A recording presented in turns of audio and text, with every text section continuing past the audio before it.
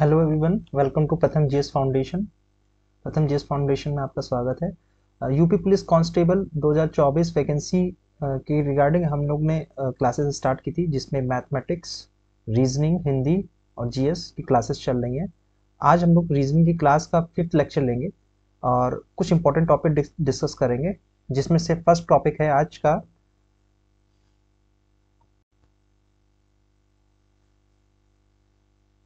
Analogy. में 4 type की analogy होती हैं। वर्णमाला पर आधारित अल्फाबेट बेस्ड होती है, उसके बाद अंक पर आधारित नंबर बेस्ड होती है, उसके बाद आकृति पर आधारित डायग्राम बेस्ड होती है और हिंदी पर आधारित हिंदी बेस्ड होती है।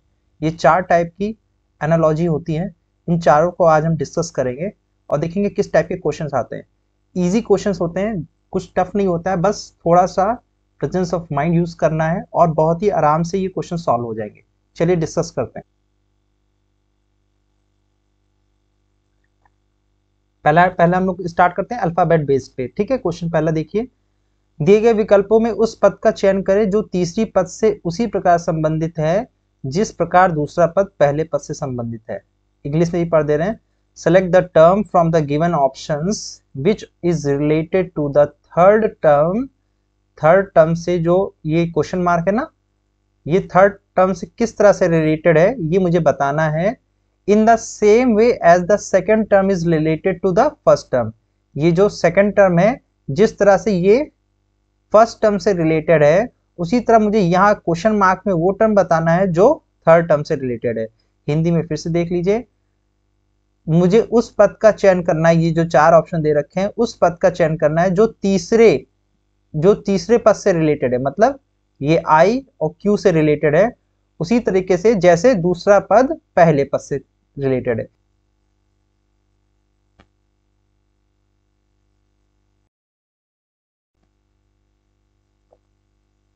देखिए, इस तरह के क्वेश्चन जब भी आए, अल्फाबेट बेस्ड पे आए, तो एक काम कर लिए, जब भी आपको क्वेश्चन पेपर मिलेगा, ठीक है, ऑनलाइन होगा तो ऑनलाइन बेस पे ही बता रहे हैं, आपको एक रफ पेपर दिया जाएगा क्वेश्चन को सॉल्व करने के लिए। ठीक है, मतलब उसमें रफ कार्य कर सकते हैं। तो सबसे पहले ये याद रखिएगा, जैसे ही आपको मिले तो 2 काम आपको करना है तुरंत ही। उसमें एक छोटे छोटे, मतलब बहुत ही छोटे छोटे यहाँ पर आपको अल्फाबेट्स लिख लेने हैं। लाइन से किस तरह से लिखना है ये भी याद रखना है, ऐसे नहीं कि बस लाइन से पूरा लिख डाला। देखिए कैसे लिखेंगे, ABCDEFGHIJKLM तक लिखेंगे केवल, याद रखिएगा। ठीक है, 13 अक्षर ऊपर लिखेंगे, 13 अक्षर नीचे लिखेंगे। एम, फिर NOPQRSTUVWXYZ। ये उन लोगों के लिए बता रहे हैं जिनको नंबरिंग याद नहीं रहती। जैसे एम का अगर कोई मुझसे पूछे तो डायरेक्ट हम क्या बताएंगे, एम का 13 है। ठीक है, उसके जेड का क्या है, 26 है। ऐसे एन का पूछ लिया 14, तो इस तरह से ई का 5। तो ये चीज याद होना चाहिए। अगर याद नहीं तो आप छोटा छोटा वहां पर एक रफ जो पेज मिलेगा उस पर साइड पे लिख लेंगे और उसकी नंबरिंग भी कर लीजिएगा। नंबरिंग भी आप लोग कर लेंगे। जैसे इसकी नंबरिंग क्या हो जाएगी, 1 2 3 4 5 6 7 8 9 10 11 12 13। यहाँ क्या हो जाएगा, 14 15 16 17 18 19 20 21 22 23 24 25 26। एक ये चीज आप अपने रफ वाले पेज में जरूर बनाएंगे। एग्जाम हॉल की बात बता रहे हैं, जहां पर आपको जब ऑनलाइन पेपर होगा तो एक रफ पेज दिया जाता है जिसपे आप क्या करते हैं, रफ सॉल्व कर सकते हैं। ठीक है, उसको सॉल्व करके फिर आप उसमें आंसर टिक कर सकते हैं, कहते हैं कंप्यूटर में। तो उस रफ पेज पे एक छोटी सी जगह पर आप ये बना लेंगे, एक ये चीज बना लेंगे और एक चीज और आप बना लेंगे जो डायरेक्शन वाला है। ये डायरेक्शन वाला भी एक ऐसे प्लस का फिगर बना लेंगे। इसका यूज पड़ेगा, अगर पड़ेगा तो ठीक है, नहीं पड़ेगा तो कोई बात नहीं, लेकिन ये 2 चीज आप तुरंत बना लेंगे। टाइम बचाना है ना, टाइम बहुत ही उस समय कीमती रहता है, एक एक सेकंड बहुत ही इंपॉर्टेंट है। तो ये 2 चीज जरूर बना लेंगे और सबकी नंबरिंग कर लेंगे। याद रखिएगा, एम तक ही लिखेंगे, 13 ऊपर 13 नीचे। ये प्रैक्टिस अभी से डालना स्टार्ट कर दीजिए। फिर उसके बाद क्या, आप क्वेश्चन पर डालिए इसका। और याद रखिए, जब हो जाए तो काटना नहीं है, इसके कई सारे क्वेश्चन मिल सकते हैं, इसके कई क्वेश्चंस हो सकते हैं। ठीक है, तो लिखा रहेगा, इसी का यूज करके आगे क्वेश्चंस भी सॉल्व करने हैं। चलिए अगले क्वेश्चन को देखते हैं। इसमें लिखा है E R is related to V I. ठीक है, E R is related to V I. अच्छा, ई के बाद वी आ रहा है और आर का आई आ रहा है, तो ई देखो कहां है, 5वां है ना, और उसके बाद ई का किससे रिलेटेड है, वी से। वी कहां पर आ रहा है, यहाँ पे 22वें पे। अगर देखा जाए तो क्या ई वी के अपोजिट नहीं है, ये जस्ट अपोजिट है ना एक दूसरे के। देखो ये याद रखना, इसको जरा हम समझा भी देते हैं।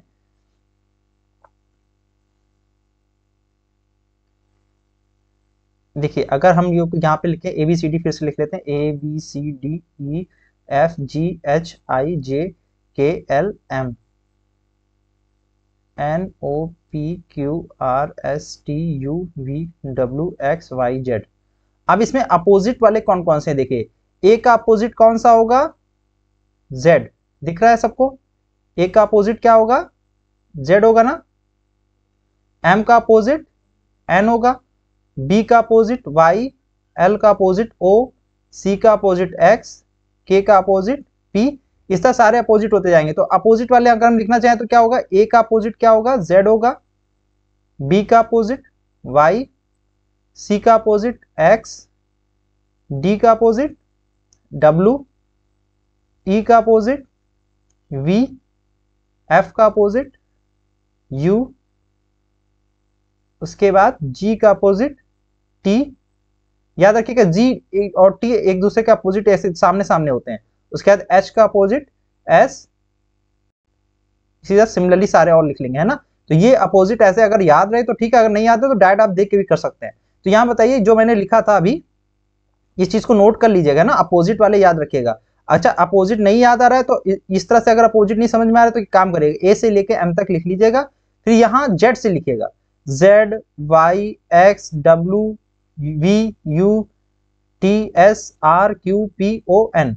तो अपोजिट जस्ट नीचे होते चले जाएंगे, ठीक है ना। इस तरह से भी कर सकते हैं, लेकिन आप यहीं से बनाइए और इसी से याद रखिए कि ए का अपोजिट जेड है, बी का अपोजिट वाई, सी का अपोजिट एक्स, डी का अपोजिट डब्ल्यू। इस तरह से सब सारे याद रखेंगे।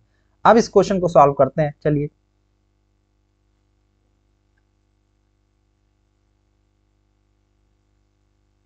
तो क्या हो जाएगा इस क्वेश्चन में,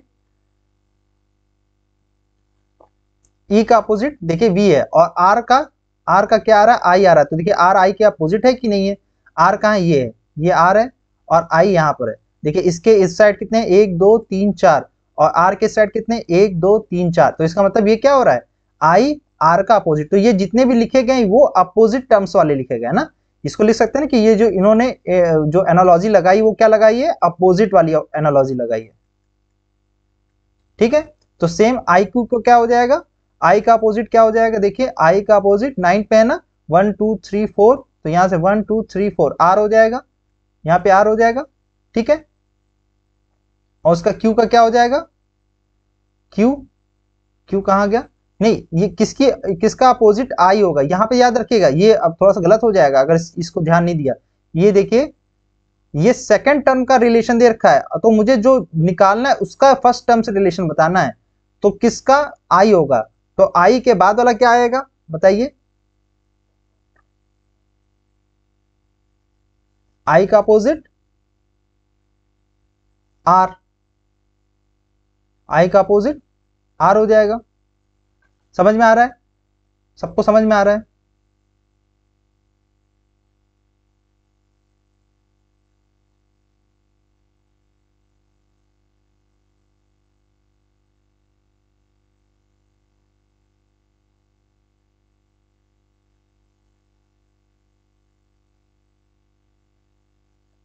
क्लियर हो रहा है सबको, आई का अपोजिट क्या हो जाएगा, यहां पे देखिए इस आई का अपोजिट क्या होगा, आर, और क्यू का अपोजिट क्या हो जाएगा, क्यू यहां पर है ना, ये क्यू है, 1 2 3, यहां से भी देख लीजिए 1 2 3, जे हो जाएगा ना।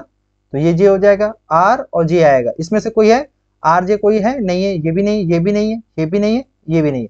तो ये ऑप्शन जो आया था वो गलत हो गया था, तो इस वजह से इसका फुल मार्क्स मिले थे सबको, ठीक है। समझ में आया, तो ये होगा इसमें। अब एनोलॉजी जो लगाई गई है अपोजिट वाली लगाई गई है। इज इट क्लियर, समझ में आ रहा है सबको। एनालॉजी जो इसमें लगी है वो अपोजिट वाली लगी है एनालॉजी, ठीक है। नेक्स्ट क्वेश्चन करते हैं। ये D D A D D R R B, और उसके बाद निकालना है सेकंड का क्या होगा। तो देखिए डी का ए आ रहा है, ऐसे लिख लीजिए यहां पर, डी डी ए इसके नीचे लिख लीजिए ए डी डी, ठीक है। अब देखिए इसको अगर करना चाहे तो देखिए ऐसे कैसे लग रहा है, इसमें एनालॉजी जितनी आप प्रैक्टिस करेंगे उतनी ही आपको धीरे धीरे समझ में आने लगेगी। देखिए इसमें क्रॉस का एनालॉजी लगाया कि ये क्रॉस वाला सेम दिख रहा है ना, ये क्रॉस वाला सेम दिख रहा है, ये बीच वाला जस्ट अपोजिट है। तो इसी तरह अगर हम आर आर बी लिखें तो ये आर का यहाँ आर आ जाएगा, ये बी का यहाँ बी आ जाएगा, ये आर का जस्ट अपोजिट आर हो जाएगा। तो बी आर आर हो जाएगा। बी आर आर वाला कोई दिख रहा है? ये नहीं है। बी आर आर ये भी नहीं है। बी आर आर ये हो जाएगा, ठीक है, क्लियर है। जस्ट अपोजिट इन्होंने किया, डी के अपोजिट यहाँ पर डी आ रहा है, ए के अपोजिट यहाँ ए आ रहा है, डी के अपोजिट यहाँ पे डी आ रहा है। इसी तरह यहाँ आर का अपोजिट आर आ रहा है, बी का अपोजिट बी आ रहा है, आर का अपोजिट आर आ रहा है। तो ये क्या हो जाएगा, ये एनालॉजी जो लगी है वो कौन सी है, अपोजिट वाली लगी है, ठीक है, क्लियर है, समझ में आ रहा है सबको। ये क्वेश्चंस प्रैक्टिस करने से ही आएंगे, जितनी आप प्रैक्टिस करते जाएंगे वो क्वेश्चंस उतनी जल्दी आपको समझ में आने लगेंगे, है ना। जो इसके पीछे जो ट्रिक है वो जल्दी जल्दी आपको आने लगेगी। जितनी आप क्वेश्चंस की प्रैक्टिस करते जाएंगे अपने आप आपका दिमाग तेजी से चलने लगेगा, है ना, समझ में आने लगेगा कि क्या इस समय कौन सी एनालॉजी लगानी है, ठीक है। नेक्स्ट क्वेश्चन देखते हैं। अब इस क्वेश्चन को करना है, देखिए सर्दी का संबंध स्वेटर से है तो मानसून का संबंध किससे होगा। Winter is related to sweater, then monsoon is related to what. तो सर्दी में हम लोग स्वेटर पहनते हैं, है ना। मानसून, मानसून में क्या होता है, स्वेटर का यूज सर्दी में होता है। मानसून में हम लोग वर्षा थोड़ी ना पहनते हैं, मानसून में हम लोग हवा भी नहीं पहनते हैं, मानसून में हम लोग बादल भी नहीं पहनते हैं। मानसून में हम लोग क्या पहनते हैं, रबड़ के जूते पहनते हैं। जिसका संबंध बता पाए, स्वेटर हम लोग सर्दी में ही तो पहनते हैं। तो मानसून में क्या होता है, बारिश बहुत होती है, तो हम लोग कैसे रबड़ के जूते पहनते हैं जिससे पैर गीले नहीं होंगे, है ना, पैर भींगेंगे नहीं, तो रबड़ के जूते पहने जाते हैं, ठीक है। तो जिस तरह सर्दी में, तब उसको पढ़ के समझना है, जैसे स्वेटर पहना जाता है सर्दी में, तो क्या पहना जाएगा मानसून में, पहना जाना, यहां पता होगा ना कि पहनना, तो यहां भी जो भी आएगा वो क्या आएगा, पहनना ही आएगा, कुछ अलग थोड़ी ना आ जाएगा। तो स्वेटर हम लोग सर्दी में पहनते हैं, तो मानसून में रबड़ के जूते हम लोग मानसून में पहनेंगे। समझ में आ रहा है, क्लियर हो रही है। कोई बात नहीं, ऐसे ही प्रैक्टिस से होता है काजल, ऐसे ही प्रैक्टिस से ही आता है ना, ऐसे ही प्रैक्टिस करने से ही आएगा, धीरे धीरे जितनी आप प्रैक्टिस करते जाएंगे वो आता जाएगा आपको। चलिए नेक्स्ट क्वेश्चन करते हैं। अच्छा तो ये क्रिकेट, क्रिकेट किसका संबंध क्रिकेट का, जो पक का संबंध होता है आइस हॉकी से। अच्छा ये बता देते हैं, जो पक पक होता है ये किस लिए यूज किया जाता है, जो बॉल होती है ना, आइस हॉकी यूज करते हैं ऐसे, कैरम की जो जो वो होती है ना, स्ट्राइकर होता है उस टाइप का होता है, बड़ा सा होता है, ठीक है, तो उसको पयोग कहते हैं। तो क्रिकेट में क्या यूज होता है, पाक का यूज आइस हॉकी में होता है, तो किसका यूज क्रिकेट में होता है, पवेलियन का, नहीं, बॉल का, हाँ, बैट का नहीं होगा ना, क्योंकि देखो आइस हॉकी में पाक जो होता है वो जिसको स्ट्राइकर, जिसको हम लोग क्या करते हैं, गोल करते हैं, हॉकी नहीं यूज कर रहे हैं यहाँ पे, हॉकी की बात नहीं हो रही है, ठीक है, ये गेम है, ये भी एक गेम है, ये क्या है, ये एक तरीके से समझ लीजिए कि हॉकी जो आइस हॉकी होती है उसकी बॉल है, ठीक है। तो क्रिकेट में क्या यूज होगी, गेंद यूज होगी, समझ में आ गया। Newspaper, newspaper is related to editor, then play is related to what. Editor क्या करता है, न्यूज़पेपर में लिखने वाले को क्या कहते हैं, एडिटर कहते हैं। प्ले कौन करता है, प्ले कौन करता है, एक्टर नहीं करता है ना, जिस एडिटर ही जो है उसको लिखता है न्यूज़पेपर को। तो प्ले को कौन लिखता है, प्लेज डायरेक्टर, प्ले जो करता है ना वो कौन करता है, डायरेक्टर ही तो करेगा, जी समझ में आ रहा है। प्ले कौन करेगा, एडिटर, जिस तरह न्यूज़पेपर को क्या करता है, संपादित करता है ना, उसको संपादित करता है, संपादित मत समझ रहे हैं, उसको पब्लिश करता है। तो डायरेक्टर क्या करेगा, प्ले को क्या करेगा, डायरेक्ट करेगा, जी समझ में आ रहा है, ये चीज क्लियर हो रही है। ओके, न्यूज़पेपर जो है उसको संपादित मतलब उसको पब्लिश कौन कराता है, एडिटर उसका करता है ना। तो प्ले को कौन डायरेक्ट करता है, उसका डायरेक्टर करेगा, प्रदर्शित करना जिसको कहेंगे, है ना। जैसे न्यूज़पेपर प्रदर्शित होता है कौन करता है, उसका एडिटर करता है, उसी तरह प्ले को कौन डायरेक्ट करता है, डायरेक्टर करेगा। जितने आप क्वेश्चंस लगाते जाएंगे ना उतना आपको और ये चीज क्लियर होती जाएंगी। ये प्रैक्टिस बेस्ड है, इसमें मतलब कुछ ऐसा कोई लॉजिक नहीं है, डिफरेंट लॉजिक नहीं है। आप जितनी प्रैक्टिस करते जाएंगे खुद ब खुद क्लियर होता जाएगा, है ना। नेक्स्ट क्वेश्चन देखिए, डीएमटी और एफएनएस वैसे ही जैसे डीएमटी और एफएनएस वैसे ही एचआरजे, और मतलब इससे पूछा है कि डीएमटी जैसे एफएनएस से रिलेटेड है वैसे एचआरजे किससे रिलेटेड है। चलिए करिए, देखिए यहां लिख लेते हैं डीएमटी एफएनएस। बताइए कैसे होगा इसका। देखिए डी, डी के बाद क्या आता है, +2 करेंगे तो डी ई एफ, +2 होने पर एफ आएगा ना, A B C D E F. अच्छा एम का +1 कर देंगे तो एन आ जाएगा, और टी में -1 करेंगे तो ऐसा आ जाएगा। तो +2 +1 -1 आ रहा है ना। अब ये सोचेंगे सर आपने कैसे अचानक लगा लिया, तो देखिए ऐसे कुछ बन नहीं रहा है ना, डी का एस से कोई रिलेशन नहीं बनना है। जो मैंने अभी बताया था ना अल्फाबेट लिखने के लिए, वो A B C D E F G H I J K L M और N O P Q R S T U V W X Y Z. अब देखिए यहाँ डी का एस से कोई रिलेशन बनना है, डी का यहाँ एस से नहीं बनना है, क्रॉस का डी का अपोजिट तो क्या होगा, वो डब्ल्यू होगा। तो ऐसा कुछ नहीं बनना, डी का एफ से, डी का एफ आगे जा रहा है वो तो दिख रहा है, +2 मैंने लिखा, एम का एन, एम का जस्ट एक आगे जा रहा है एन, और टी एस, टी का जस्ट एक -1 आ रहा है। अगर ऐसा इसके साथ भी हो रहा है तो फिर सही है, मिल जाएगा ऐसा कुछ। तो एच के लिए हमें +2 जाना पड़ेगा, एच के लिए +2 जाएंगे तो कितना होगा, जे हो जाएगा। तो जे देखिए कहीं मिल रहा है, जे पहला ये मिल रहा है, देखिए इसमें भी मिल रहा है, इसमें भी मिल रहा है, और इसमें भी मिल रहा है। अब आर का देखते हैं, आर का +1 होना चाहिए, आर का +1 ऐसा आएगा, है ना। तो एस लिख दिया, इसमें भी एस मिल रहा है और कहीं मिल रहा है एस नहीं मिल रहा है, तो इसका मतलब ये चांसेस बन रहे हैं। अब लास्ट वाला चेक कर लेते हैं, जे, जे में -1 आना चाहिए, जे का -1 आई आएगा, देखिए इसमें आई मिल रहा है, ठीक है, देखिए इसमें आई मिल रहा है ना, जे का जस्ट -1 करेंगे ना, देखिए ये बना था ना एनालॉजी, +2 +1 -1, तो एच का +2 कितना हो जाएगा, जे, और उसके बाद आर का +1 कितना हो जाएगा, एस, और जे का -1 कितना हो जाएगा, आई हो जाएगा। समझ में आया ये क्वेश्चन, ये क्वेश्चन समझ में आया। अच्छा ये कुछ लोग सोच रहे होंगे कि D M T F N S, इसमें सर आपने क्रॉस क्यों नहीं लगाया, ये क्रॉस वाले में क्यों नहीं चेक किया। देखो डी का एस से कोई रिलेशन नहीं बनना है ना, डी का एस से कोई रिलेशन बनना है अपोजिट में, डी एस यहां पर आ रहा है, कोई क्रॉस रिलेशन नहीं बनना है। क्रॉस में आने के लिए यहां पर इसका क्या होना चाहिए था, डब्ल्यू होना चाहिए था। एम का एन, एम का एन अपोजिट, हाँ इसका तो बनना है, चलो एम मान लेते हैं, लेकिन डी का तो नहीं बनना है ना, डी का नहीं बनना। और टी का एफ, टी का कहां गया, आई जे के एल, ये टी, टी का एस, एस कहाँ है, ये बगल में, इसका कोई रिलेशन ही नहीं बनना है। तो इसका सबसे अच्छा ये क्या कि हम डायरेक्ट वाला चेक कर लेते हैं, डी का एफ से देख लेते हैं, जस्ट आगे वाले में तो +2 हो रहा है, एम का एन +1 हो रहा है, टी का एस -1 हो रहा है। अगर ऐसा कुछ बनना है तो जित इसमें इसीलिए कह रहे हैं कि इस क्वेश्चन, इस तरह के क्वेश्चन एनालॉजी में जितने आप क्वेश्चन लगाते जाएंगे उतना ज्यादा आपका दिमाग खुलता जाएगा, फिर आप डिफरेंट डिफरेंट टाइप सोचने लगेंगे। जितना ज्यादा सोचेंगे उसी हिसाब से आपका क्या होगा, स्पीड बढ़ती जाएगी। ये समझ में आ रहा है क्वेश्चन, ये क्वेश्चन समझ में आ रहा है, जेएसआई, जेएसआई, ठीक है। नेक्स्ट क्वेश्चन देखते हैं, उस विकल्प का चयन कीजिए, उस विकल्प का चयन कीजिए जो तीसरे पद से ठीक उसी प्रकार संबंधित है जैसा दूसरा पद पहले पद से संबंधित है।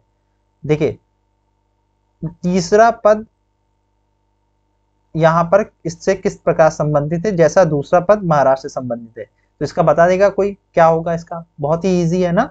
Mumbai is the capital of Maharashtra. अब तमिलनाडु की बतानी है, बताइए तमिलनाडु की कैपिटल क्या है, अगर नहीं पता तो समझ लीजिए ये जीएस का पार्ट है, ये आएगा जरूर। तमिलनाडु की कैपिटल बताइए, पता है सबको, धोनी वहां से खेलते हैं, महेंद्र सिंह धोनी, महेंद्र सिंह धोनी खेलते हैं, क्या होगा आंसर, आंसर लिखिए। तमिलनाडु का रिलेशन क्या हो जाएगा, चेन्नई, है ना, चेन्नई, चेन्नई हो जाएगा ना, तो इसका क्या हो जाएगा, चेन्नई, ठीक है, समझ में आ रहा है। तो ये देखिए महाराष्ट्र, मुंबई महाराष्ट्र की कैपिटल है, तो यहाँ पे क्या हो जाएगा, चेन्नई तमिलनाडु की कैपिटल हो जाएगी, ठीक है। नेक्स्ट, पेन का संबंध टिप से है तो किसका संबंध कॉकपिट से होगा,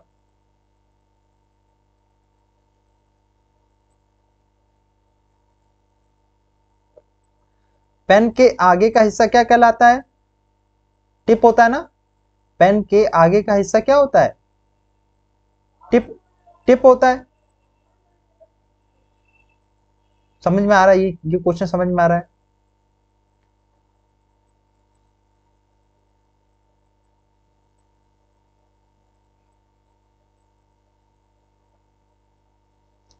ठीक है, गुड।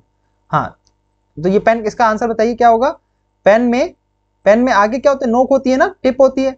तो कॉकपिट किस में होता है बताइए, क्या पोल्ट्री फॉर्म में होता है? नहीं। कॉकपिट सुना होगा, बहुत से लोगों ने सुना होगा ना, मूवीज में भी सुनाई देता है, कभी एयरप्लेन क्रैश हो जाता है तो उसमें कॉकपिट के बारे में बताते हैं, तो सुना होगा ना। सबमरीन में नहीं होता है। कॉकपिट किस में होगा, कॉकपिट किस में होगा, विमान में। गुड, विमान में होगा ना, विमान में होगा, हाँ प्लेन में होगा, ठीक है। कॉकपिट आगे जो प्लेन का आगे का हिस्सा होता है ना, देखा होगा कि एक पेन के टिप की तरह ही होता है, पेन के टिप की तरह होता है, एकदम नोकदार होता है ना, तो वही वही कॉकपिट कहलाता है, जिसमें लोग बैठते हैं, है ना। कॉकपिट में तो जो पायलट जो होता है, पायलट उसी में तो बैठ के वो प्लेन चलाता है, तो आगे का हिस्सा होता है ना, उसे कॉकपिट कहते हैं। ठीक है, नेक्स्ट क्वेश्चन। पेन के आगे का हिस्से को हम लोग कॉकपिट कहते हैं, जैसे पेन के आगे के हिस्से को नोक कहते हैं, उसी तरह कॉकपिट किसके आगे के हिस्से को कहेंगे, विमान के हिस्से को कहेंगे। ठीक है, next question. BCE is related to 10, then KMQ is related to what? अब इस क्वेश्चन को देखिए, बहुत इसमें दिमाग लगाना पड़ेगा। ठीक है, अगर इसीलिए मैंने कहा कि अगर आप बना रखे होंगे ABCDEFGHIJKLM, ठीक है, NOPQRSTUVWXYZ, देखिए कितनी बार जरूरत पड़ रही इसकी, इसलिए इसको साइड में जैसे ही आपको रफ पेपर मिलेगा, आप पहले साइड में ये जरूर बना लीजिएगा। और सिर्फ इतना ही नहीं, ऊपर नंबरिंग भी 1 2 3 4 5 6 7 8 9 10 11 12 13 14 15 16 17 18 19 20 21 22 23 24 25 26। अब इसका यूज करके करना है। देखिए बी का कितनी वैल्यू होती है, 2 होती है।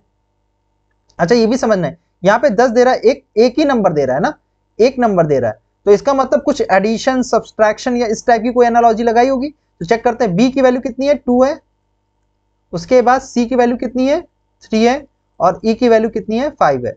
अगर इन तीनों को ऐड करें, 5 3 8 8 प्लस 2 10, देखिए वो 10 आ रहा है ना, 10 आ रहा है। तो इसका मतलब क्या होगा, इनकी जो नंबरिंग है उनको ऐड कर दिया गया है, इनकी नंबरिंग को क्या किया गया है, ऐड किया गया है ना।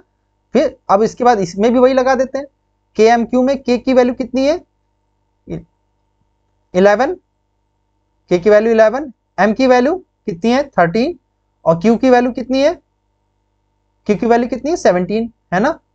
तो 7 3 10 1 11 1 2 3 4 41 आ गया ना, ये क्या 41 आंसर लिखा हुआ है। तो इसको क्या होगा ना, जैसे आपने देखा BCE 10 दे रखा है, तो तुरंत दिमाग में आना चाहिए कि हाँ एडिशन हो सकता है, सब्सट्रैक्शन हो सकता है, मल्टीप्लिकेशन भी हो सकता है। लेकिन मल्टीप्लाई करने पर एक सिंगल डिजिट आना थोड़ा सा समझ नहीं आ रहा, लेकिन ये चीज समझ में आता है कि BCE स्टार्टिंग के हैं, स्टार्टिंग के हैं, तो उसकी नंबर वैल्यूज बहुत कम होंगी, नंबर वैल्यूज बहुत कम होंगी, तो मल्टीप्लाई करेंगे तो हो सकता है शायद आ जाए, और या फिर सब्सट्रैक्शन करेंगे तो भी आ सकता है, और एडिशन करने पे भी आ सकता है। तो ये तुरंत ही दिमाग में आना चाहिए कि एडिशन करना है या सब्सट्रैक्शन करना है या मल्टीप्लिकेशन करना है। देख के तो स्टार्टिंग एडिशन से ही करते हैं, पहली एनालॉजी में यही लगाते हैं, चेक करते हैं। ठीक है, नंबर वाले में याद रहे, अल्फाबेट बेस में हमेशा ऐसे ही चेक करते हैं। क्लियर है, 41, ठीक है, गुड। नेक्स्ट, अब इसका करना है, देखिए ये थोड़ा सा चेंज हुआ ना, सेम वही क्वेश्चन है, देखिए ये सेम वही क्वेश्चन, BCE 10 दे रखा है, और यहां पर BCE कितना दे रखा है, 4610।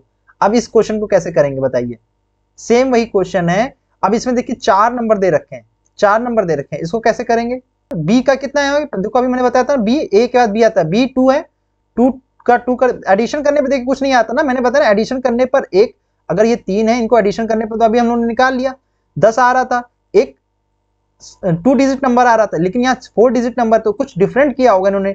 देखो बी का जस्ट डबल करने पर देखिए 4 मिल रहा है, ये चीज मुझे समझ में आ रहा है। अब 4 देखिए कहीं दिख रहा है, इसमें दिख रहा है 4, हाँ ये इस वाले में चेक करना है, देखिए हाँ 4 दिख रहा है ये।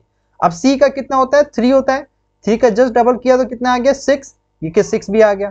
अब ई का कितना होता है, 5, 5 का जस्ट डबल किया तो कितना आ गया, 10, देखिए 10 भी आ रहा है। ठीक है, अब इसी का भी के का भी कर लो, के का कितना होता है, 11 2 22, 22 यही दिख रहा है, और तो कोई दिख ही नहीं रहा है। तो आपको पूरा सॉल्व नहीं करना है, वहां पे एग्जामिनर को खुश करने की जरूरत नहीं, क्योंकि आपकी रफ पेज नहीं देखा जाएगा, है ना। आपने जो आपके सामने जो सिस्टम रखा है उसमें बस टिक करना है, तो पता चला सारे चेक करने लगे, आपको 22 मिला, बस तुरंत और कुछ चेक नहीं करना है, बस तुरंत ही 22 वाला दिखा, बस उस पर टिक मारिए, है ना। रफ पेपर नहीं चेक होता है, सिस्टम चेक होगा। सिस्टम में अगर आपने सही आंसर दिया तो वही बस चेक किया जाएगा, वहां पर एक ही चीज टिक कर सकते हैं, वहां ये नहीं लिख सकते कि नहीं मैंने तीनों सॉल्व किए, मुझे एक्स्ट्रा मार्क्स मिलने चाहिए।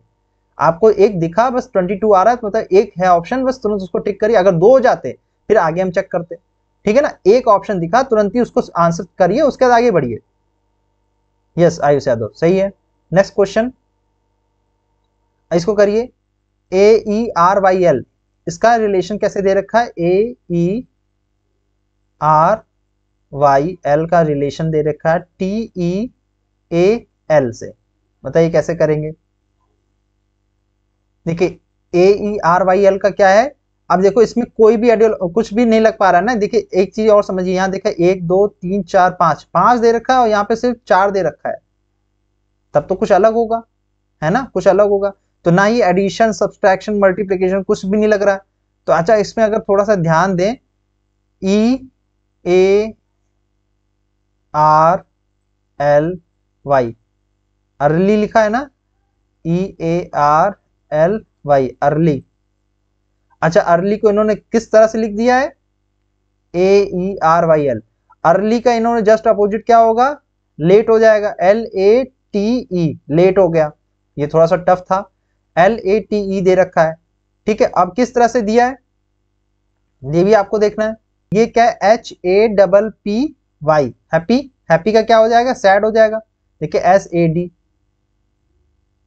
SAD समझ में आया? ये थोड़ा सा टफ था। इसमें अगर मुझे आता है देख के अचानक फर्स्ट लुक में अगर समझ में आ रहा है तभी इस क्वेश्चन को कर पाते हैं, अदरवाइज। और ये भी कह रहा है ना कि इसको प्रैक्टिस करने से ही आएगा, जितना प्रैक्टिस करेंगे उतना ये क्वेश्चन आते जाएंगे आपको। नेक्स्ट क्वेश्चन,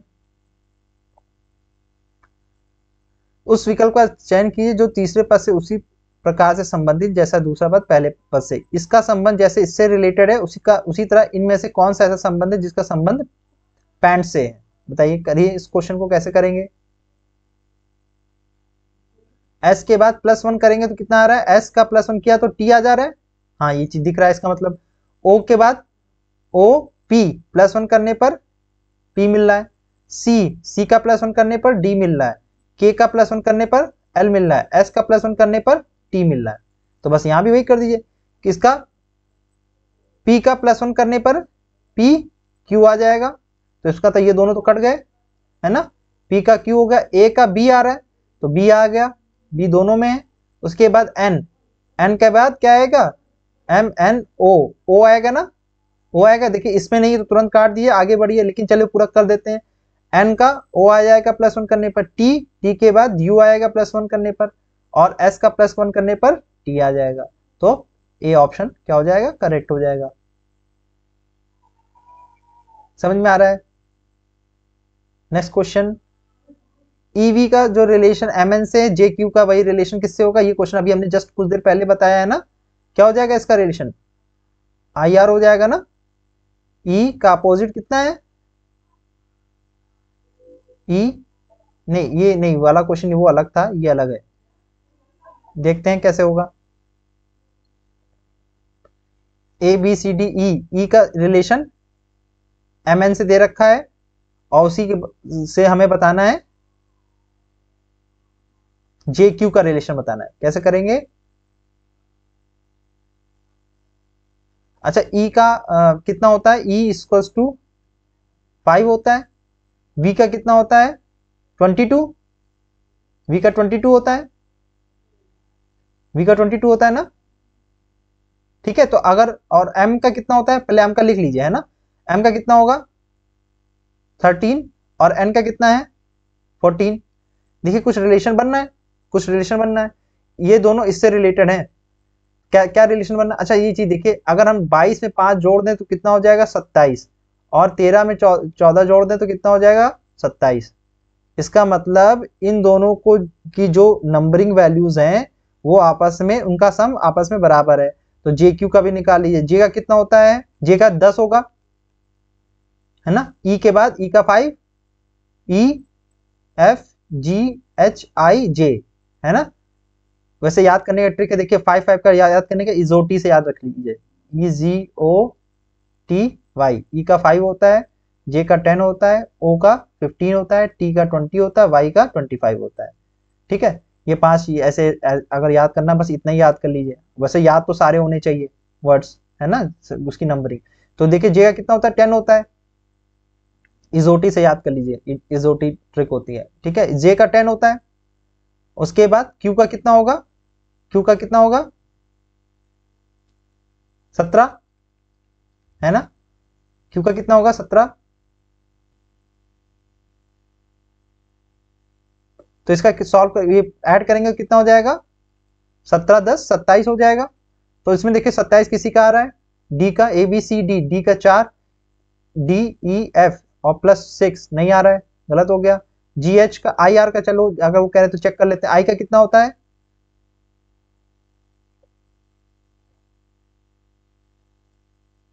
9, आई का 9, उसके बाद आर का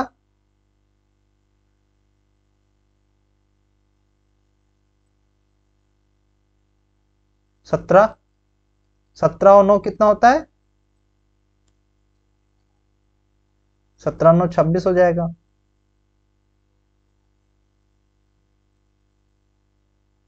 आर का 18 होता है, आर का 18, ठीक है।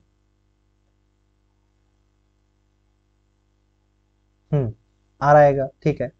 देखिए इन दोनों को ऐड करने पर कितना आ रहा है, 9 और 18 को ऐड करेंगे तो कितना हो जाएगा 18 9 27, ठीक है, समझ में आया। आप पूरा भी चेक कर सकते हैं, डी एफ का दोनों को ऐड करेंगे 27 नहीं जा रहा है, जी और एच का ऐड करेंगे वो भी 27 नहीं जा रहा है, के एम का ऐड करेंगे वो भी नहीं 27 हो रहा है, आई आर को ऐड करने पर 27 हो रहा है। तो इसका ट्रिक यही है, पहले क्या करा कीजिए, जैसे कुछ भी दे रखा है तो सिंपल से उसकी नंबरिंग लिख लीजिए, जैसे ई का 5 हो गया और वी का लिख लिया, वी का कितना हो गया 22 हो गया, फिर उसका जिससे रिलेशन है एम एन का वो उसका लिख लीजिए, एम एन का लिख लिया। अब इसमें देखिए कि क्या करने पर ये एम एन मिल रहा है, ऐड करने पर मिल रहा है, सब्सट्रैक्ट करने पर मिल रहा है, मल्टीप्लाई करने पर मिल रहा है या डिवाइड करने पर मिल रहा है, फिर वही रिलेशन नेक्स्ट वाले में लगा दीजिए, ठीक है। ये अल्फाबेट का ये लॉजिक होता है, तो आपको सारे चेक करने पड़ेंगे। ये जनरली तब आप इसको तुरंत समझ पाएंगे जब इसकी प्रैक्टिस आपने अच्छे से कर रखी हो, कम से कम 50-60 क्वेश्चन लगाए हो, जल्दी जल्दी क्वेश्चंस लगाते रहेंगे तो ये आपको एकदम तुरंत ही रट जाएगा, फिर इसमें ज्यादा सोचना नहीं पड़ेगा, ठीक है, क्लियर है। नेक्स्ट क्वेश्चन, नेक्स्ट क्वेश्चन देखिए। अब देखिए इसमें दे रखा है ईवी की वैल्यू 27 दे रखी है। अब इस क्वेश्चन को कैसे करेंगे, सेम वही चीज था ना, सेम वही चीज था,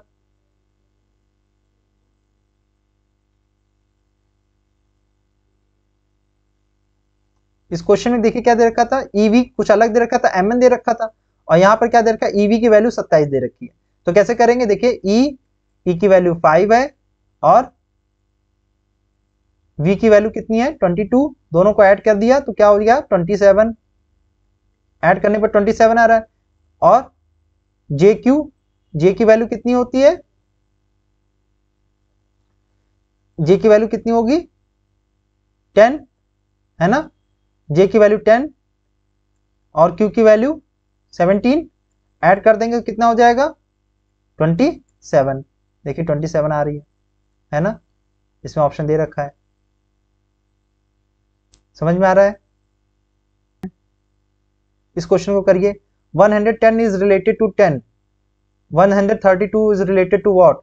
अब देखिए इसमें अपोजिट दे रखा है, ऐसे समझिए 10 का स्क्वायर करेंगे तो कितना आएगा 100, 10 का स्क्वायर प्लस 10 की वैल्यू दे रखी है 110, तो उसी तरह किसकी वैल्यू 132 आएगी, तो देखिए 11 का स्क्वायर प्लस 11 करेंगे कितना आ जाएगा 121 प्लस 11 कितना हो जाएगा 2 2 3 132 आ जाएगा, है ना। मतलब इसमें इन्होंने ऐसे किया है, n का स्क्वायर प्लस n की वैल्यू लिख दी है, कुछ भी लगा सकते हैं एनालॉजी, है ना, बस आपको पहचानना आना चाहिए।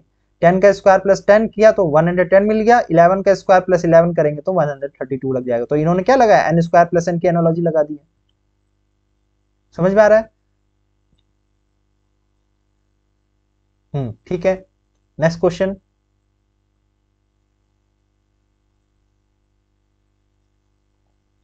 सेवन का 50 से जो रिलेशन है, किसका रिलेशन 101 से होगा, ये बहुत इजी क्वेश्चन है, आप लोग करिए, कैसे करेंगे, बहुत ही इजी क्वेश्चन, इसको देख के बस तुरंत आंसर आना चाहिए कि 7 का स्क्वायर प्लस 1 किया तो कितना हो गया 49 प्लस 1 इक्वल्स टू 50, उसी तरह 101 के आसपास में 1 ऐड करो तो 100 आ रहा है ना, तो इसका मतलब 10 का स्क्वायर प्लस 1 करेंगे तो कितना आ जाएगा 100 प्लस 1 इक्वल्स टू 101, तो कौन सा ऑप्शन हो जाएगा, ऑप्शन सी हो जाएगा। देखिए अभी ये भी बहुत इजी है, मैंने अभी बताया था ना वही n square plus 1, n square plus n, 11 का स्क्वायर प्लस 11 किया तो कितना आ गया 121 प्लस 11 कितना हो जाएगा 132, तो 12 का स्क्वायर प्लस 12 करेंगे तो कितना हो जाएगा 144 plus 12 156, option number D. Easy है ना। जब ये किस वजह से हो पा रहा है, जब अब प्रैक्टिस जितनी आप तेजी से करते रहेंगे उतनी जल्दी जल्दी आपको समझ में आने लगेंगी चीजें, है ना, उतनी जल्दी जल्दी समझ में आने लगेंगी। नेक्स्ट क्वेश्चन, अब ये बताना है, ये थोड़ा सा डिफरेंट है, इसमें ट्रिपलेट्स में दे रखा है कि 3, 16 और 125 के सिमिलर कौन सी चीज हो सकती है, ये बताना। और इस तरह के क्वेश्चन आए हैं, ठीक है, इसमें थोड़ा सा दिमाग ज्यादा लगता है, लेकिन अगर प्रैक्टिस कर रखे होंगे तो ये भी आराम से ही हो जाएगा, ठीक है। इस तरह के क्वेश्चन आते हैं। देखिए इसको कैसे किया, बहुत ही इजी तरीके से किया। देखिए इसको लिखा है 3 की पावर 1, 3 की पावर 1 1 होता है। अच्छा ये देखिए किसका स्क्वायर है, 4 की पावर 2 का स्क्वायर है, और ये किसका स्क्वायर है 5 का क्यूब का स्क्वायर है, 5 का क्यूब है। तो 3 की पावर 1 पहले वाले टर्म की पावर 1, सेकेंड वाले टर्म किसी का स्क्वायर होगा और थर्ड वाला टर्म किसी का क्यूब होगा, यही होगा। तो ऐसे चेक कर लेते हैं, पहला वाला टर्म किसी संख्या की पावर 1 होगा, तो मतलब 3 की पावर 1 आ रहा है। दूसरी वाला जो संख्या है वो किसी संख्या का स्क्वायर है, तो 4 का स्क्वायर ही 16 है। तीसरा वाली संख्या जो किसी संख्या का क्यूब है, तो किसका 5 का क्यूब है। अब इसी तरह इसमें चेक कर लो, 2 की पावर 1 2 होता है, 8 किसी का स्क्वायर होता है, नहीं होता है, तो ये कट गया। 5 की पावर 1 5 होता है, चलो ठीक है। 36 किसी का स्क्वायर होता है, हाँ 6 का स्क्वायर 36 होता है। 343 किसका क्यूब होता है, 7 का क्यूब होता है। देखिए 7 7 49 और 7 से फिर करेंगे 7 9 63, 7 चौक 28 और 6 34। तो ये किसका आ रहा है, इसको अगर लिखें तो 5 की पावर 1, 6 की पावर 2 और 7 की पावर 3। और देखिए लाइन से ना 3 4 5 5 6 7, तो ये क्या हो जाएगा, सही हो जाएगा, है ना। 3 की पावर 1 4 स्क्वायर 5 क्यूब, 5 की पावर 1 6 स्क्वायर 7 क्यूब आ रहा है ना ये। और इसमें देखिए इसमें 36 तो आ रहा है, लेकिन ये क्यूब किसी का नहीं बनना है, ये स्क्वायर तो आ रहा है। 256 किसी का क्यूब है, नहीं है ना। 16 का स्क्वायर होता है, तो इसे 4 की पावर 4 हो जाएगा, क्यूब नहीं बनेगा किसी का, बस यही क्यूब बनना है, ठीक है। नेक्स्ट क्वेश्चन, अच्छा 78 के आसपास देखिए, इसको 78 से अगर डिवाइड करें तो क्या आ रहा है, 3 दूनी 6, 3 छंग 18, 26 आ रहा है ना। अच्छा 26 को 5 से मल्टीप्लाई करें तो क्या आएगा, 6 पंचे 30 और 5 दूनी 10, 3 13, 130 आ रहा है। तो इसमें कई ऑप्शन में है, नहीं है, तो चलो दूसरा ट्राई करते हैं। इसमें सेकंड चेक करते हैं, 3 की पावर 4, 3 3 9 3 27 3 81, 3 की पावर 4 करेंगे तो कितना आएगा 81, 81 माइनस 3, 81 माइनस 3 कितना होगा 78 होगा। इसी तरह 5 की पावर 4 करो, 55 25 पंजे 125, 125 का 5 करेंगे तो क्या हो जाएगा 625, 625 माइनस 5 तो कितना आएगा 620, ये भी ऑप्शन नहीं है। तो इसका मतलब क्या हो गया कि ये ऑप्शन गलत है, कहीं भी ऑप्शन सही नहीं दे रखा है और कुछ बन नहीं रहा है इसमें। तो इसका मतलब क्या था, ये क्वेश्चन जो आया था इसमें ऑप्शन सही, एक भी ऑप्शन सही नहीं था, इस वजह से ये क्या हो गया, क्वेश्चन के ऑप्शंस गलत हो गए, मतलब क्वेश्चन गलत है, ठीक है। क्वेश्चन गलत था ये, इसमें कोई भी ऑप्शन मैच नहीं कर रहा है। देखिए दो ही बन सकता है ना, एक तो ये या फिर और भी लगाएंगे तो यही आस पास इस तरह के ही आएगा। 3 का मैंने क्या किया, मैंने 78 को डिवाइड किया 3 से तो 26 आ रहा है, तो उसी तरह 5 को अगर हम 26 से मल्टीप्लाई करें वही आंसर आना चाहिए। जैसे यहाँ पे अगर हम 130 लिख दें तो 130 को डिवाइड करें 5 से, 5 2 10 और 5 6 30, तो 26 ये भी आ रहा है, 26 इससे भी आ रहा है, लेकिन यहाँ पे कहीं भी 130 नहीं दे रखा है, तो ये तो गलत हो गया। नेक्स्ट मैंने क्या चेक कर लिया, नेक्स्ट चेक करने के लिए मैंने पावर वाला लगा दिया एनालॉजी। उसमें क्या किया मैंने, उसमें क्या किया देखिए, फिर मैंने 3 की पावर 4 किया, 3 की पावर 4 किया तो 81 आया माइनस 3, मतलब 3 की पावर 4 माइनस 3 किया तो ये आ गया 78। इसी तरह अगर 5 को करेंगे तो 5 की पावर 4 माइनस 5 करेंगे, है ना, 5 की पावर 4 माइनस 5 करेंगे तो क्या आएगा 620 आ रहा है, जो ऑप्शन में नहीं है, तो उसका मतलब ये भी गलत हो गया। समझ में आ गया। चलिए नेक्स्ट क्वेश्चन, 7 का रिलेशन 50 से, ये क्वेश्चन तो अभी बताया मैंने, इसका क्या होगा 7 का स्क्वायर प्लस 1 तो ये 10 का स्क्वायर प्लस 1 हो जाएगा, ये 50 आ गया। 10 का स्क्वायर प्लस 1 कितना होगा 101, तो 10 का ऑप्शन क्या है, ये बी हो जाएगा। नेक्स्ट 258 का रिलेशन 80 से है, तो किसका रिलेशन 369 से होगा, इसको करिए क्या होगा। एकदम साफ साफ दिख रहा है, 5 2 10, 10 इंटू 8, मतलब तीनों का मल्टीप्लाई कर दिया है ना। मैंने बताया ना, तुरंत चेक करिए कि डिवाइड या सब्सट्रैक्शन या फिर एडिशन या सब सारे चेक कर लेंगे, तो जो भी मैच कर रहा होगा बस वही लिख देंगे। दोनों का तीनों का मल्टीप्लाई करेंगे तो 80 आ जाएगा। तो इसी तरह 3 इंटू 6 इंटू 9 का मल्टीप्लाई कर लो, 89 जा 162, तो कौन सा ऑप्शन हो जाएगा, ऑप्शन नंबर ए हो जाएगा। समझ में आ रहा है। नेक्स्ट क्वेश्चन 16, ये बताइए क्या होगा। 16 का स्क्वायर करेंगे तो क्या आएगा 256, 256 और ये दे रखा है 264, कैसे होगा, क्या किया होगा इसमें बताइए।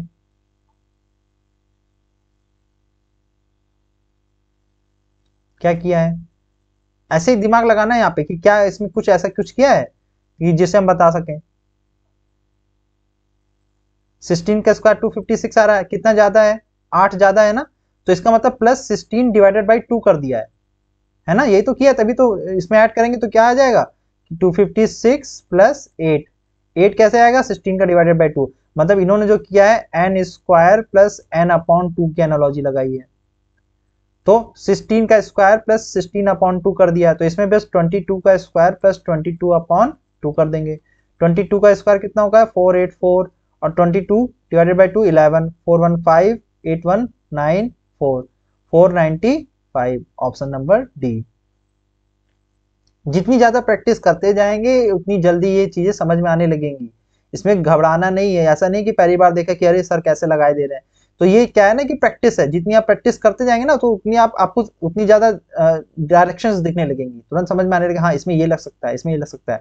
मुझे देखा कि 264 के आसपास दिख रहा है, तो मुझे ये पता है कि 16 का स्क्वायर होता है 256, उसके आसपास ही कई चीज दिख रही है, तो पहले वहां तक पहुंचाते हैं फिर देखते हैं कितना ज्यादा या कम है ना। 16 के स्क्वायर का जाएंगे तो 256 बनना है, मुझे ये चीज समझ में आती है। फिर लेकिन ये देखा है 264 दे रखा है, तो उसके पास में कितने कम है या कितना ज्यादा है उसी के हिसाब से मल्टीप्लाई या डिवाइड करेंगे, ठीक है। तो बस उसके बाद दूसरे वाले में भी वही लगा देंगे।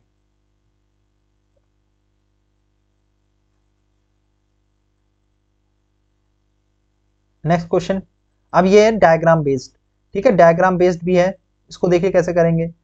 ये तो बहुत इजी टॉपिक है ना, इसको डायग्राम देख के ही करना होता है।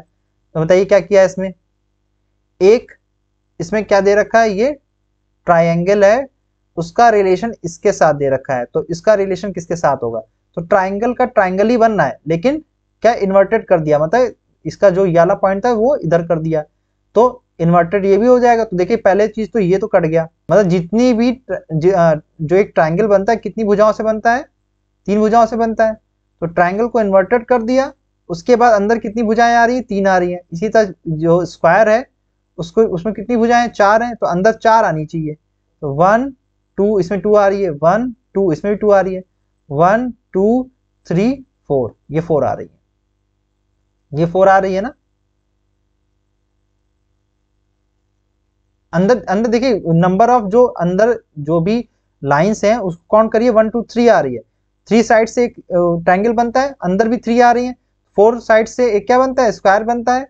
अच्छा ये चीज स्क्वायर है या नहीं ये तो ग्राफ में ऐसे क्लियर नहीं हो पा रहा, लेकिन ये चीज पता है कि 4 साइड से या तो बनेगा वो क्या बनेगा, एक आयत बन जाएगा या एक वर्ग बन जाएगा, ये चीज तो क्लियर है। लेकिन 4 साइड से ही बनता है, तो 4 में अंदर फिर 4 आनी चाहिए, 1 2 3 4 इस टाइप का कुछ आना चाहिए, या फिर किसी भी तरीके से 4 तरीके बनने चाहिए।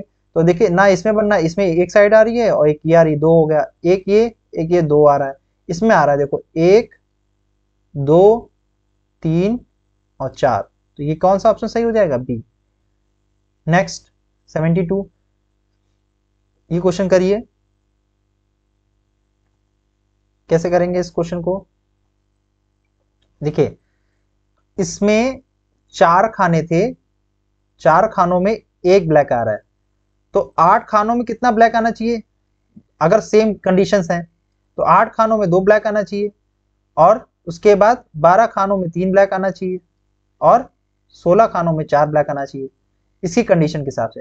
तो इसका जब इससे रिलेशन देखो तो इसमें कितना है, 1 2 3 4 5 6 7 8, 8 खाने हैं, है ना, 8 खाने हैं। तो इसकी कंडीशन के हिसाब से 4 में 1 ब्लैक आ रहा है, तो 8 में कितना ब्लैक आना चाहिए, 2 आना चाहिए। देखो 8 खानों में कितना आ रहा है, 2 ब्लैक आ रहा है। तो अब इसमें आ जाओ, इसमें कितने हैं, 3, है ना, 3 है, 2 ब्लैक है 1 व्हाइट है। तो अगर 3 खाने हैं, 3 खाने हैं तो 1 व्हाइट आना चाहिए और 2 ब्लैक आना चाहिए, ठीक है। तो अगर 3 खाने हैं, 6 खाने हैं तो फिर 2 व्हाइट और 4 ब्लैक आने चाहिए। अगर 3 6 9 खाने हैं तो 3 व्हाइट और 6 ब्लैक आने चाहिए। समझ में आ रहा है, बस चेक कर लो। इस वाले में देखो कितने, 1 2 3 4 5 6 खाने हैं, 6 खानों के लिए क्या होना चाहिए, 2 व्हाइट होना चाहिए। 2 व्हाइट है नहीं, 3 व्हाइट आ रहे तो गलत हो गया। इस वाले में देखो 1 2 2 व्हाइट तो आ रहे हैं, हाँ सही है, 2 व्हाइट हुए। उसके बाद 4 ब्लैक, 1 2 3 4 4 ब्लैक, हाँ तो ये सही है। अभी नेक्स्ट चेक कर लेते हैं, इसमें 2 व्हाइट, हाँ 2 व्हाइट मिल रहा है लेकिन ब्लैक एक। इसमें कितने खाने हैं, देखो 1 2 3, 3 ही खाने हैं इसमें, 3 है। इसके बारे में हम बता नहीं सकते ये किस तरह का 3D फिगर है ना, 3D फिगर है। इसमें कितने, इसमें 6 खाने तो आएंगे, 4 और 5 6, 6 खाने तो आएंगे, लेकिन इसके बारे में हम कुछ कंफर्म नहीं बता सकते। इन्होंने ब्लैक यहाँ पे नीचे लिया, इसके बारे में तो कुछ बता ही नहीं सकते। इस वाले में देखो 2 ब्लैक तो दिख रहे हैं, नहीं 4 व्हाइट, 4 व्हाइट दिख रहे हैं, और जिसमें मिलने कितने चाहिए थे, 2 व्हाइट मिलने चाहिए, तो ये भी गलत हो गया। तो यही ऑप्शन बन गया। समझ में आ रहा है, आयुषी यादव समझ में आया है, ये समझ में आया। रिपीट करके देखिएगा, बहुत इजी है, मैंने एकदम एकदम बहुत ही सिंपल लैंग्वेज में बता दिया किस तरह से। ठीक है, नेक्स्ट क्वेश्चन देखो। ठीक है, इसको कैसे करेंगे बताइए। देखो इसमें क्या किया है कि इसको इसका रिलेशन ये दे रखा है, तो इन्होंने क्या कर दिया, देखो पहली आकृति में के अंदर तीसरी आकृति आ रही है, देखो इसके अंदर इन्होंने इसको ले लिया है और उसके अंदर एक क्या कर दिया है, सर्किल ले लिया है ना, ये तो किया है।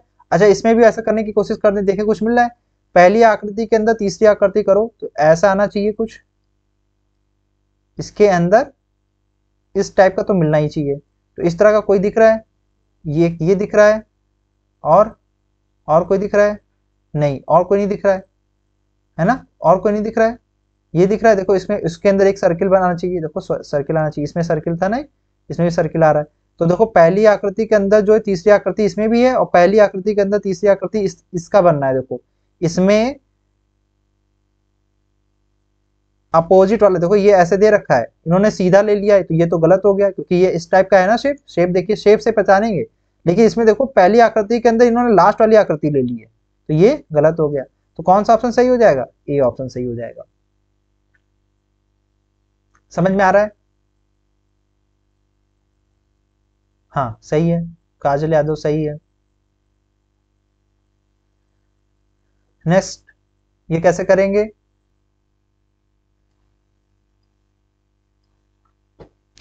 पहले बाहर वालों को, इसके जो बाहर वाले हैं वो बड़े वाले में कहा जाकर अंदर में जा रहे हैं, ठीक है, ये चीज देखना है। तो पहले इसमें भी बाहर वाले चेक कर लेते हैं। देखो क्रॉस जो है अंदर जाकर एक पहले आ रहा है, ये चीज यहाँ पर शिफ्ट हो रहा है अंदर की तरफ, और ये वाला जो ट्रायंगल है वो, ये वाला यहाँ पर क्या है, ये एक आगे ऐसे बढ़ रहा है। तो मतलब देखो ये इस डायरेक्शन में चल रहा है ना, सर्कुलर डायरेक्शन में, ये यहां पहुंचा और ये यहां पहुंच गया। फिर से देखो, हमें ये चीज जो बाहर वाला, पहले हमने बाहर वालों को चेक करना है, एक इसको और एक इसको, ये कहां पर जा रहा है, देखो अंदर, ये अंदर दोनों यहाँ पे आ रहे हैं, देखो ये दोनों आ रहे हैं, किस तरह से आ रहे हैं, तो इसका हम डायरेक्शन यहाँ बता रहे हैं, लेकिन उसको अंदर समझना, ये यहाँ से यहाँ पर आ रहा है, ठीक है, इस डायरेक्शन में, और ये यहाँ से यहाँ जा रहा है इस डायरेक्शन में। तो देखो अगर सर्कुलर बनाएंगे तो ये किस डायरेक्शन में जा रहा है, एंटी क्लॉकवाइज डायरेक्शन में जा रहा है ना। तो जो पहले वाले सर्कल में बाहर हैं वो इधर जाएंगे तो एंटी क्लॉकवाइज जाएंगे, एंटी क्लॉकवाइज मतलब इस डायरेक्शन में जाएंगे।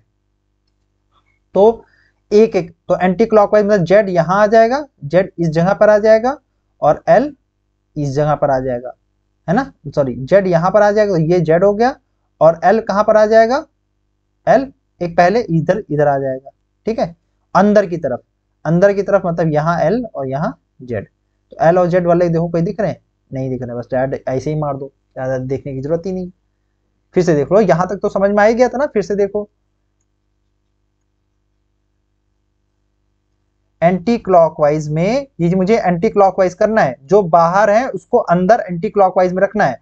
तो बाहर जेड यहां पर है, एंटी क्लॉकवाइज मतलब इस डायरेक्शन में है, तो जेड आगे एक यहाँ पे आ जाएगा, इस जगह पे आ जाएगा, एल इधर यहाँ पर एक आगे बढ़ जाएगा, तो एल यहाँ आ जाएगा, लेकिन बाहर नहीं रहेगा, ये अंदर की तरफ रहेगा, ये एल यहाँ पर और ये जेड यहाँ पर। तो एल और जेड इस क्रॉस में रहेंगे, इस क्रॉस में एल और जेड नहीं है, जेड एल दे रखा है, तो ये गलत हो गया। एल जेड हाँ ये दिख रहा है, एल जेड ये तो सामने सामने है, तो ये भी गलत हो गया। और एल जेड ये बाहर बाहर है, तो बाहर नहीं, ये अंदर होना चाहिए, देखो क्योंकि ये बाहर वाले अंदर आए हैं, तो इसका मतलब ये भी गलत हो गया, तो ये सही हो गया। सेम जो है दूसरे के लिए भी कर सकते, उसके लिए भी करना है। ये जो अंदर दे रखे हैं इसका देखोगे तो ये क्लॉकवाइज बाहर की तरफ आ रहे हैं, तो उनको भी लगा दो। ठीक है, समझ में आ गया, यही क्वेश्चन है। लास्ट क्वेश्चन ये देख लेते हैं, अब इसको सॉल्व करना है। देखो ये ट्रायंगल है, वो बाहर आया और जो बाहर वाला वो अंदर गया, तो किसमें हो गया, कलर्ड हो गया। तो बस इसमें भी वही कर दो, ये अंदर जाएगा तो अंदर क्या हो जाएगा, कलर्ड हो जाएगा, और ये बाहर ऐसे आ जाएगा। तो ऐसा कौन सा दिख रहा है, ऐसा कौन सा दिख रहा है, बस यही दिख रहा है केवल, और कोई नहीं है ना, बस ये है। ठीक है, तो यहाँ पर इस तरह के सारे एनालॉजी के आकृति बेस्ड, नंबर बेस्ड, उसके बाद अल्फाबेट बेस्ड, ये सारे तीनों कंप्लीट हो गया। इसकी जितनी आप प्रैक्टिस करते जाएंगे उतनी आराम से आपको चीजें समझ में आने लगेंगी और स्पीड बढ़ जाएगी। ठीक है, एक्यूरेसी अच्छी करिए तभी सारे क्वेश्चंस कर पाएंगे।